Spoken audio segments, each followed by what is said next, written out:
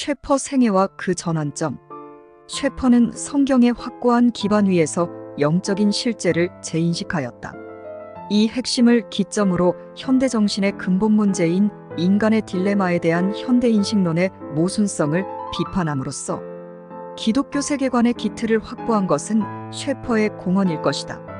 이 기초 사상을 통해 한원이 점점 커져가듯이 그의 사상은 확대되었다.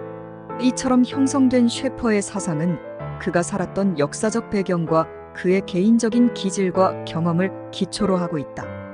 따라서 셰퍼의 사상이 형성된 원인과 그가 사역하게 된 전환점들을 먼저 살펴보고자 한다. 셰퍼의 생애를 통해 형성된 몇 가지의 전환점들을 파커스트 루이스 기퍼드 PARKHUST가 저술한 프란시스 셰퍼를 통해 살펴보고자 한다. 첫째는 그의 가정환경과 성장이다. 1912년 1월 30일 펜실바니아 저먼타운의 파스토리아에서 독일계의 미국인 아버지 프랭크 셰퍼 1876년생과 어머니 베시 윌리엄슨 셰퍼 1880년생 사이에 태어났다. 아버지는 셰퍼가 소박하게 가정을 돌봐주기를 바랬다. 종교적으로는 기독교 교육을 받지 못했으며 특히 셰퍼가 목사가 되기를 원치 않았다. 셰퍼의 학교 성적은 매우 우수하여 전 과목 모두 A 학점을 받았을 정도로 명석했으며 건강하고 활동적인 성격을 지녔다. 그는 루즈벨트 중학교와 저먼타운 고등학교를 다니면서 공학에 관심을 두었으며 때론 집을 개조하거나 수리하는 일에 소질을 발휘했다. 반면 비기독교적인 가족 분위기상 문화적이거나 철학적 혹은 신학적인 질문들에 대한 토론에는 별다른 관심이 없었다. 그러던 그가 고등학교 3학년 때에 음악과 미술에 관심을 갖게 되었고 제1장로교회에서 보이스카웃의 재정적 후원 관계로 교회를 출석하였을 뿐이다. 11세 때에는 보이스카웃 웅변대회에서 우승을 한 것으로 봐서 웅변적인 소질도 있었던 것 같다. 둘째는 철학서적과 성경이다. 셰퍼는 17세가 되어서 생애 전환점을 맞이하였다. 소련에서 이민 온 사람에게 영어를 가르쳤다. 이때 그리스 철학 입문서를 접하면서 지적인 관심과 인생의 질문에 대한 의구심이 생기게 되었다. 그런데 당시 출석하던 교회는 자유주의 신학의 영향을 받은 목사로서 사회 윤리만을 강조하는 설교를 하였을 뿐 성경적인 복음을 접하지 못하였다. 그래서 셰퍼는 자신의 문제를 해결하고자 철학서적과 자유주의 설교에 귀를 기울였지만 만족할 만한 대답을 얻지 못했다. 따라서 셰퍼는 정직해지려는 열망으로 자신의 불신앙적인 모습을 발견하고 교회를 떠났다. 자신의 문제에 대한 해답을 찾으려고 혼자 성경을 읽기로 결심하고 6주간에 걸쳐 성경을 통독했다. 이때 창세기를 통해서 자신의 물음에 대한 해답을 얻음으로써 기독교인의 동기를 얻었다. 그리고 1930년 천막 집회에 참석하여 참된 복음을 듣고 기독교만이 삶에 대한 해답과 합리적인 체계라는 사실을 인식하게 되었다. 이것은 이전의 사상과 비교할 수 없는 놀라운 경이감이었다. 이를 계기로 성경의 권위와 신뢰성 그리고 자신이 하나님의 소명을 받았다는 사실을 재확신하게 되었다. 셋째는 소명과 사역의 준비이다. 1931년 셰퍼는 햄프튼 시드니 대학에 지원하기를 결심하고 가을부터 준비했다. 진학을 위해 낮에는 학비를 벌어야 했고 야간에는 라틴어와 독일어를 공부했다. 자신이 하나님의 부르심에 합당하도록 물질과 지적인 것 그리고 영적인 준비를 채워가길 하나님께서 기대하신다는 사실을 깨닫고 최선을 다했다. 그는 대학 진학 후 동료에게 비웃음과 조롱을 받는 가운데서도 특유의 성실함으로 본을 보였다. 특히 기숙사에서 기도 모임과 성경 공부를 시작하여 졸업식 날에는 최우수 기독교인 상을 받을 만큼 모범적인 삶을 살았다. 또한 그는 문학연구회 회장을 비롯해 기독학생회 임원과 목회협회 회원, 그리고 테타 카파 누 형제회의 회원 등의 다방면의 활동을 했다. 하지만 그 후로는 세상 조직에 가담하지 않기로 결심하는 등 보수적인 경향을 나타내기도 했다. 1932년 6월 26일 에디스 레이첼 메리트 세비리디스 레이철 메릿 세비리를 만났는데 후에 그의 아내가 되었다. 그녀는 아일랜드계 가문 출신으로서 선조는 미국을 위해 독립전쟁에 참가한 퇴역 군인이었고 모친의 첫 남편은 중국 내지 선교사였다. 그녀는 1년 후에 남편과 아이를 잃은 아픔을 딛고 1905년 3월 29일 조지 휴 세빌과 결혼하였다.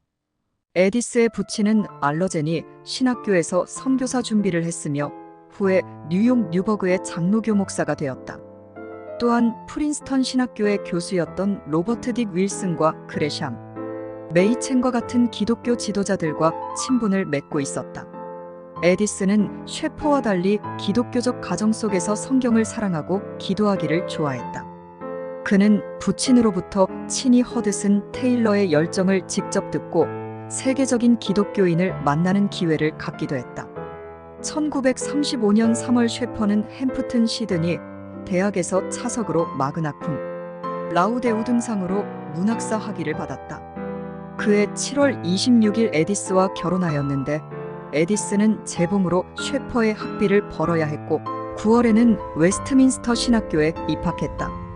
웨스트민스터 신학교 2년 후 메이첸이 사망하자 셰퍼는 맥크레 박사와 함께 델라웨어 윌밍턴의 회이스 신학교 FAITH 시얼라지컬 세모네리에 가을에 입학하였다. 그는 성경장로교회의 최초 등록 학생으로 평균 A 학점을 받았으며 졸업 후 최초의 안수 목사가 되었다. 넷째는 목회사역이다. 안수받은 셰퍼는 11월 커버넌트 COVERNANT 장로교회의 신임 목사로 부임하여 공원에서 핫도그로 전도하였고 성경학교의 반편성을 도와 아이들을 가르쳤다. 처음 18명이던 교인이 3년 후에는 110명이 되어 새 예배당을 건축하기도 했다. 1941년에는 성경장로교 그레이트 레이크스 교구의 장로교 관할구역 노회장으로 피선되었고 그해 5월 28일에는 펜실바니아 체스터의 성경장로교회의 부목사로 봉사했다. 체스터에서는 500명의 교인들을 목회했다. 그들 가운데 다양한 부류들이 있었지만 본질적으로 동일한 질문을 한다는 사실을 발견하고 사랑함으로써 표현 방식을 배운다는 사실을 깨달았다. 그리고 다운 증후군 장애 아들을 위해서 봉사했는데 이는 후에 낙태와 영아살해에 반대하는 간접적인 계기가 되기도 하였다. 1943년에는 셰퍼 부친의 사망으로 세인트 루이스 SAINT 루이스 성경장로교회 목사로 사역했다.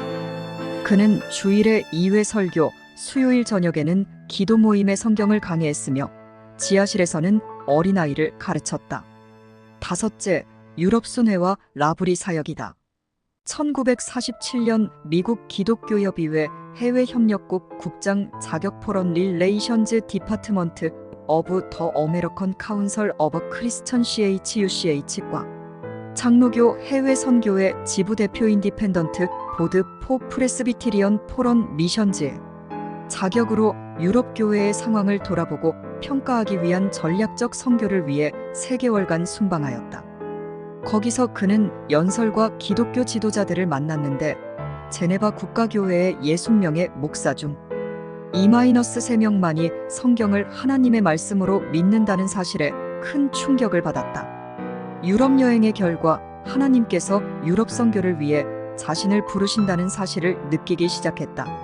1948년에는 그의 가족과 함께 스위스 로잔에서 국제교회 협의회 인터내셔널 카운슬 어브 크리스천 처치즈의 구성을 돕는 일을 하였으며 1949년에는 스위스 샹페리에서 샬레이데 뿌레네셜레이데스 FR레스로 이사하면서 LABRI 펠로십을 설립하여 36년간 유럽 선교를 하였다.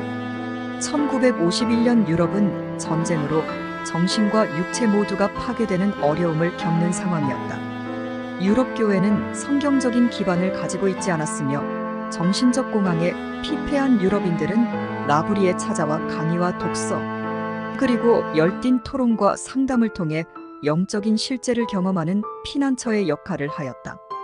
1953년에서 60년대까지 셰퍼 부부는 라브리 사역을 잠시 중단하고 515일간 미국의 대학을 346회 순방하면서 강연했다. 미국의 젊은이들에게 살아계신 하나님의 실제성과 낙태, 그리고 생명윤리 등을 강연함으로써 셰퍼는 기독교계에 영향력 있는 인물로 등장하게 되었다. 그 공로를 인정받아 1954년 롱하이랜드 대학에서 명예신학 박사학위를, 1971년 고든 대학에서 명예문학 박사학위를, 1983년 시몬 그린립 법률학교에서는 명예법학 박사학위를 수여받았다. 이로써 그가 얼마나 다방면에서 감동과 영향력을 발휘했는가를 알 수 있다. 1984년 셰퍼는 말기암에도 불구하고 위기에 처한 복음주의라는 주제로 13회의 순회 강연을 강행하였다.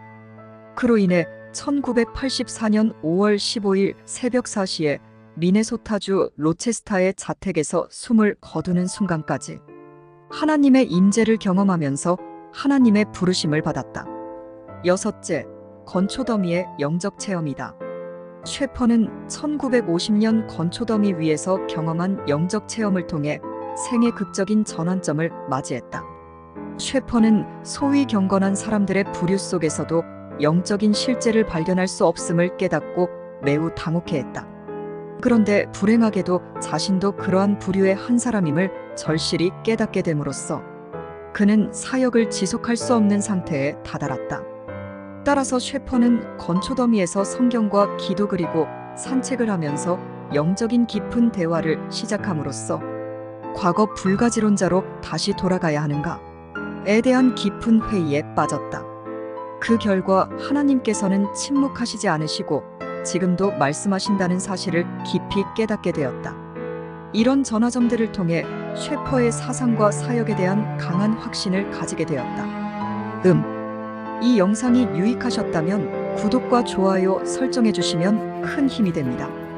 인천 송도역 남인천 농협 앞 배짜막 카페에서 이종하였습니다.